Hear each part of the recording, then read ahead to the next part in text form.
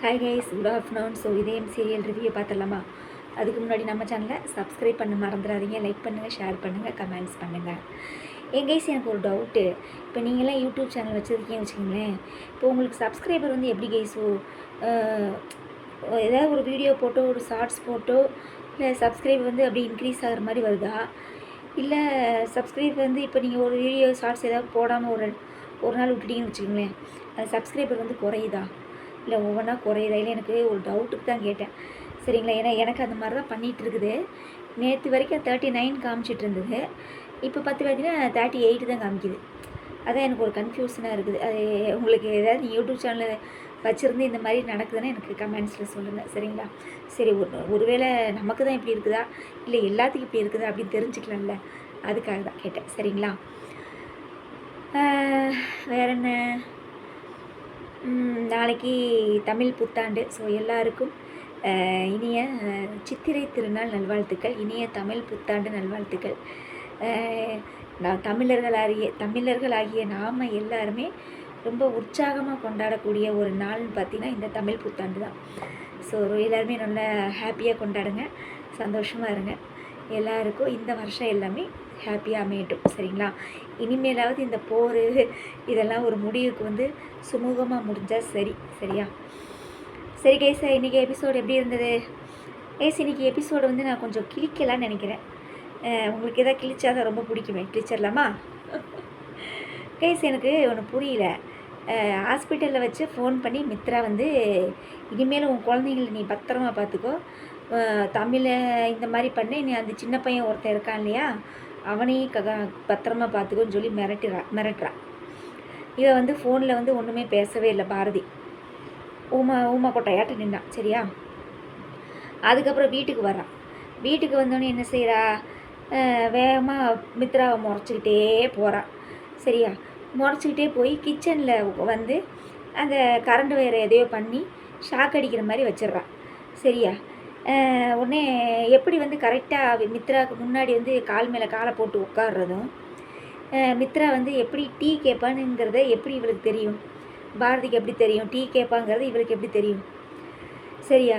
உடனே மித்ரா இருந்துட்டு இவளோட ரியாக்ஷனை ஒன்றுமே நம்ம புரிஞ்சுக்கவே முடியலையே, இவ என்ன மைண்ட் செட்டில் இருக்கானே நம்மளுக்கு தெரியலையே, நம்மளை வந்து கடிப்பா வப்பா திட்டுவா அப்படின்னு சொல்லி நம்ம நினச்சிக்கிட்டு இருந்தா, இவ எதுவுமே பேசாமல் என்ன நினைக்கிறானே தெரியலையே அப்படின்னு சொல்லி அவளுக்குள்ளேயே பேசிக்கிட்டு இருக்கிறா. இவகிட்ட இந்த லட்சணத்தில் நம்ம டீயை கேட்டோம்னா அவ்வளோதான், நீ ஒன்றும் பண்ண மாட்டா, மூஞ்சியில் டீயை கொண்டு கேட்டால் மூஞ்சியில் கொண்டு ஊற்றாத குறையாதான் செய்வா அப்படின்னு சொல்லிட்டு நம்மளே போய் டீயை போட்டலான்னு சொல்லி டீயை போடும்போது சாக்கு அடிச்சிருது, சரியா? அதாவது கேஸ் அடுப்பு பற்ற வைக்கிறா, கேஸ் அடுப்பு எரியல. கரண்ட் அடுப்பு பற்ற வைக்கோடனே கரண்ட் அடுப்பு வந்து ஷாக் அடிச்சிருது. அப்புறம் என்ன ஆச்சுன்னு பார்த்தா, என்னடா இன்னும் சத்தம் கேட்காம இருக்கிறேன்னு பாரதி வந்து வெளியில் நினச்சிட்டு இருக்கும்போது தான் வந்து தெரியுது பாரதி பண்ண வேலை வந்து இந்த மாதிரி அப்படின்னு. கைஸ், எனக்கு ஒன்று புரியல கைஸ், நீங்கள் நல்லா நினச்சிக்கோங்க. அவள் செஞ்ச தப்பியே இவ்வளோ செய்கிறா, புரியுதுங்களா? அதாவது துஷ்டனை கந்தா தூர விலகுன்னு சொல்லுவாங்க. சாக்கடைக்குள்ளே கல்லை வீசினா அது நம்ம மேலே தான் மறுபடியும் வந்து தெரிக்கும்னு சொல்லுவாங்க. ஸோ அது மாதிரி அவள் மித்ரா வந்து கேடு கெட்டவன்னு உனக்கு ஆல்ரெடி தெரியும், தெரியாமலாம் இல்லை. அதாவது அவள் டைலாக்கை பாருங்கள், பாரதியோட டைலாக்கை, இது நாள் வரைக்கும் உன்னைய வந்து நீ கெட்டவ அப்படிங்கிறது தெரியுமாம்மா, இப்போ தமிழை வந்து இப்படி பண்ணங்காட்டி கேடு கெட்டவன்னு இப்போ தான் தெரியுதாம்மா. ஏம்மா ராசாத்தி, பாரதிய ராசாத்தி, நான் உனக்கு தெரியாமல் தான் கேட்குறேன். உன் பையனை ரூமில் போட்டு அடைச்சி வச்சாலே அப்போ அவள் கேடு கெட்டவன்னு உனக்கு தெரியலையா? என்ன கூறுகட்டத்தனமாக இருக்குது சீரியலு. ஒரு சின்ன பையனை கூட பார்க்காம ரூமில் போட்டு அடைச்சி வச்சுட்டா, அந்த பையன் மூச்சு விட முடியாமல் மயக்கம் போட்டே விழுந்துட்டான். அப்போ வந்து இவளுக்கு கேடு கட்டவன் தெரியாதா? அது மட்டும் இல்லை, எல்லா தடவையும் ஆதியோட ஹெல்ப் வந்து இவளுக்கு தேவைப்பட்டிருக்கு. ஒரு தடவை கூட இவ தனியாக சுயமாக எதுவுமே செஞ்சதே கிடையாது, சரியா? உடனே வேகமாக அப்படியே வீராப்பா குழந்தைய கூட்டிகிட்டு, அதான் அந்த ஃபாரின் டாக்டர் அப்பாயின்மெண்ட் போட்டிருப்பாங்க இல்லையா, அதை கூட்டி அந்த ஃபாரின் டாக்டரை பார்க்குறதுக்காக தமிழை வந்து கூட்டிகிட்டு வர்றாப்புல. அப்போ அந்த பாட்டி கேட்குது, ஏன் பாரதி ஆதிக்கிட்ட ஒரு வார்த்தை சொல்லிட்டு வந்திருக்கலாம்ல அப்படின்னு அந்த பாட்டி தெளிவாக தான் கேட்குது. அதுக்கு இவ என்ன சொல்கிறா பாருங்க, அவருக்கு வேலை இருக்கும், அவரை டிஸ்டர்ப் பண்ண வேண்டாம். யாராவது இப்படி கூறுகட்டத்தனமாக பேசுவாங்களா கைஸ்? உண்மையிலே சீரியலை பார்க்கும்போது எனக்கு அப்படியே கடுப்பாக வருதுங்க, ரொம்ப கடுப்பாக வருது. ஏனே லூசு பிடிச்சவளே, உன் புள்ள நேற்று மயக்கம் போட்டு விழுந்த உடனே அவன் தானே தூக்கிட்டு ஓடணும் ஹாஸ்பிட்டலுக்கு. நீ தூக்கிட்டு ஓடுவியா உன் பிள்ளைய தூக்கிட்டு? எங்கே 2 ஸ்டெப் எடுத்து போய் பார்க்கலாம் தமிழை தூக்கிட்டு. குப்பர் அடித்து விழுவ நீ சேலை கட்டினதுக்கு அதுக்கு. படியில் இறங்கி வர சொல்லுங்கள், போல சேலையை கட்டிட்டு குழந்தைய தூக்கிட்டு வர சொல்லுங்கள். சேலை தடிக்கு மல்லாக்கு அடித்து உளுந்து பல்ட்டி அடித்து மாடிப்படியிலேருந்து உளுந்து அம்மா புள்ளி 2 பேர்த்தையும் ஹாஸ்பிட்டலில் சேர்த்துருப்போம் ஆதி. உனக்கு தேவைங்கிறப்பெல்லாம் ஆதியோட ஹெல்ப் வேணும். உனக்கு என்ன சொல்கிறது, இந்த புத்தி வந்து குறுக்க திரும்பிக்குமாமா. அந்த மாதிரி உனக்கு அடிக்கடி புத்தி வந்து குறுக்க திரும்பிக்குது. அவன் எத்தனை தடவை உங்களுக்கு உதவி செஞ்சுருக்கான், அதெல்லாம் கொஞ்சம் கூட நினச்சி பார்க்குறதே கிடையாது. உடனே வீரா மண்ணாங்குட்டியாட்டும் அவருக்கு வந்து வேலை இருக்கும், அதனால தான் நான் அவரை டிஸ்டர்ப் பண்ண விரும்பல. இதெல்லாம் பதிலாக கேவலமாக இருக்குது. அதுக்கப்புறம் 1 லட்ச ரூபா கட்ட சொல்லிடுறாங்க. 1 லட்ச ரூபா கட்ட சொன்ன உடனே இந்த அம்மா தாலியை கழட்டுதாம்மா. தாலியை கழட்டி கொடு, ஒன்றும் பிரச்சனையே இல்லை, உன் பிள்ளைக்காக தானே செய்கிற. ஆதியெல்லாம் குத்துக்கல்லாட்டாக இருக்கிறான், குத்துக்கல்லாட்ட அப்படியே நட்டமாக நிற்கிறான். சரியா, ரொம்ப சூப்பராக இருக்கிறான். கை காலோட நல்ல தினமும் ஒரு அழகான டிஷர்ட்டோட போட்டுக்கிட்டு ஜம்முன்னு இருக்காப்புல. சரியா, அதனால் அவனுக்கெல்லாம் நீ தாலியை கழட்டி அடமானம் வச்சனால அவனுக்கெல்லாம் ஒன்றும் ஆகாது. சரியா, ஏன் மஞ்சக்கயிற்றுல தாலி போட்டவங்களாம் யாருமே இல்லையா? கொஞ்ச நாளைக்கு மஞ்சக்கயிற்றுல தாலியை போட்டு சுற்று. செயின்லேயே தான் தம்மனி போட்டிருக்கணுமா? உடனே செயினை எப்படின்னு கலட்டுவாங்களாமா. ஆதி வந்துடுவாராமா பாரதி அப்படின்னு சொல்லிட்டு. என்ன பண்ணிகிட்டு இருக்கிறீங்க அப்படின்னு சொல்லி சொல்கிறாப்புல. அதோட முடிச்சிருக்காங்க. அதுக்கப்புறம் வேற என்ன நடந்தது? இப்போ வந்து அதுக்கப்புறம் மித்ராவுக்கு வந்து ஷாக் அடிக்க வச்சாலா. அதுக்கப்புறம் மித்ரா வந்து பயந்துட்டாங்களாமா. மித்ரா வந்து பயந்துட்டேன், நான் ரொம்ப பயந்துட்டேன் அப்படின்னு சொன்ன மாதிரி மித்ராவையே பயப்பட வச்சுட்டாங்களாமா. யார்? நம்ம பாரதி அக்கா. எல்லாம் பயந்துட்டுங்கப்பா. சரிங்களா, கூறுகட்டத்தனமாக இருக்குது. மித்ரா பயப்படுறாளாமா. இதெல்லாம் காமெடித்தனமாக இல்லை, அவள் தான் எல்லாத்தையும் பயப்பட வைப்பா. இவள் வந்து பயப்படுறாளாமா. இதை நாங்கள் நம்பணும். நம்பிட்டோம்ப்பா, நம்பிட்டோம். சரிங்களா. அதுக்கப்புறம் என்ன நடக்குது? ஏன் கைஸ், 2 மாதமாக சுதாகர் கம்பெனியில் சம்பளம் போடலையாம்மா. சரியா, 2 மாதம் சம்பளம் போடாதப்ப இந்த மாதம் வந்து ஃபினான்ஷியல் இயர் எண்டிங் சொல்கிறான். சரிங்களா, ஃபினான்ஷியல் இயர் எண்டிங் சொன்னங்காட்டியும் சம்பளம் வந்து 2 நாள் கழிச்சு தான் போடுறோன்னு சொல்கிறான். அப்போ முந்தின மாதம் சம்பளம் போடலன்னு சொல்கிறான். முந்தின மாதம் சம்பளம் போடாதப்பயே என்ன செஞ்சுருக்கணும்? வேறு கம்பெனியில் வேலை போயிருக்கணும். வேறு அந்த சென்னையில் வந்து வேறு கம்பெனியே இல்லையா? இந்த சுதாகர் கம்பெனி மட்டும்தான் இருக்குதா? இல்லை, நான் தெரியாமல் தான் கேட்குறேன். ஏன் வேறு கம்பெனியில் போய் வேலை செய்யி, உன் பிள்ளைய காப்பாற்று.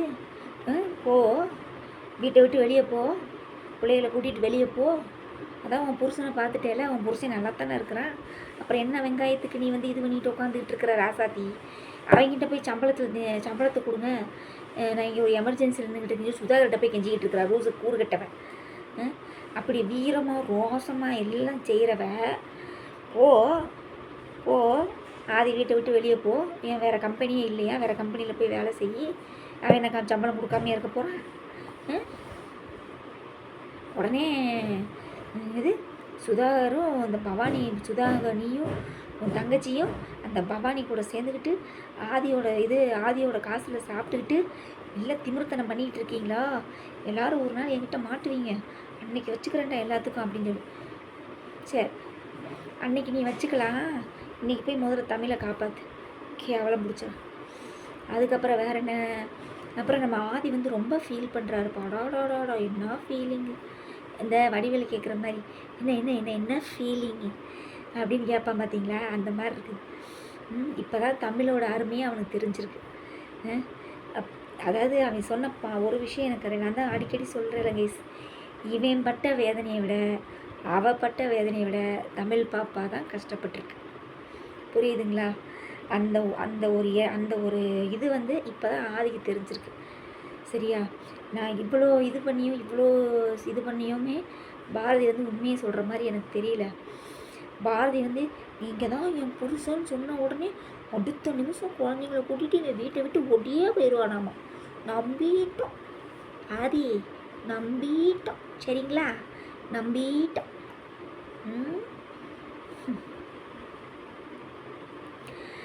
அதுக்கப்புறம் என்ன நடக்குது, தமிழ்கிட்ட சொல்லி ஃபீல் பண்ணுறாப்புல. என்ன சொல்கிறான், இவ்வளோ கஷ்டத்தையும் இந்த தமிழ் வந்து மனசுக்குள்ளேயே பூட்டி வச்சுட்டு என்னம்மா கஷ்டப்பட்டுருக்கு அந்த புள்ள.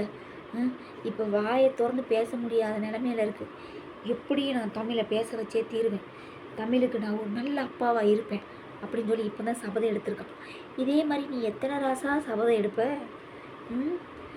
சீரியல் வேறு 1000 எபிசோட தொடப்போகுது. நீ எத்தனை சபதம் தான் எடுப்ப?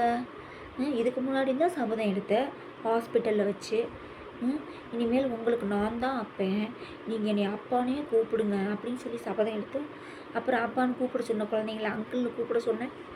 இப்போ என்ன வெங்காயத்துக்கு மறுபடியும் தமிழுக்கு நான் அப்பாவாக இருப்பேன், உனக்கு நல்ல அப்பாவாக இருப்பேன்னு சொல்லி பில்டப் போட்டுக்கிட்டு இருக்கிற. இது எத்தனை நாளைக்கு?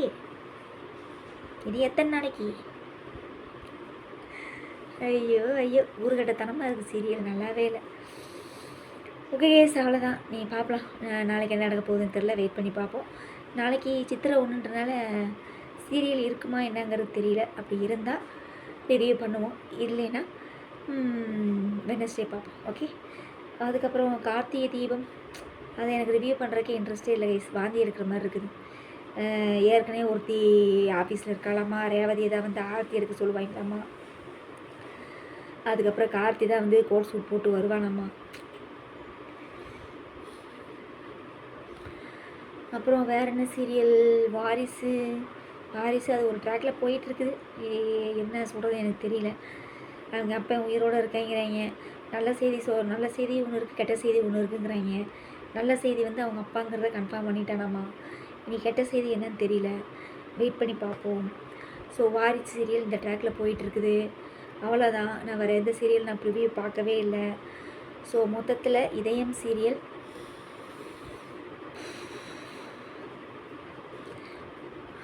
உண்மையை சொல்லணும்னா போரிங், சரியான போரிங். தமிழ் பாப்பா ஆக்டிங் வந்து சூப்பர். ஸோ சீக்கிரமே தமிழ் பாப்பா வந்து பேசணும், அப்பான்னு கூப்பிடணும். அதுக்கப்புறம் நான் தான் சொல்லியா கேஸ், இவங்க வந்து வாசுவை அவாய்ட் பண்ணுறாங்க. அதுதான் உண்மை, வாசுவை அவாய்ட் பண்ணுறாங்க. ஏன்னா இவன் வந்து தமிழுக்கு வந்து நான் இனிமேல் நல்ல அப்பாவாக இருப்பேன்னு சொல்கிறான் பாருங்க, புரியுதா? அப்போ இனிமேல் வாசு கேரக்டர் கட்டு, ஆதியோட கேரக்டர் மட்டும் தான் நம்ம பார்த்துட்டு அழுகணும். ஐயோ தாங்க முடியலடா சாமி. டே தயவு செஞ்சு வாசுவை கூட்டிகிட்டு வாங்கடா. டே அவனை வர சொல்லுங்கடா, வாசுவை வர சொல்லுங்கடா, முடியலடா எங்களால். பை கைஸ், வெட்னஸ்டே பார்ப்போம். ஓகே.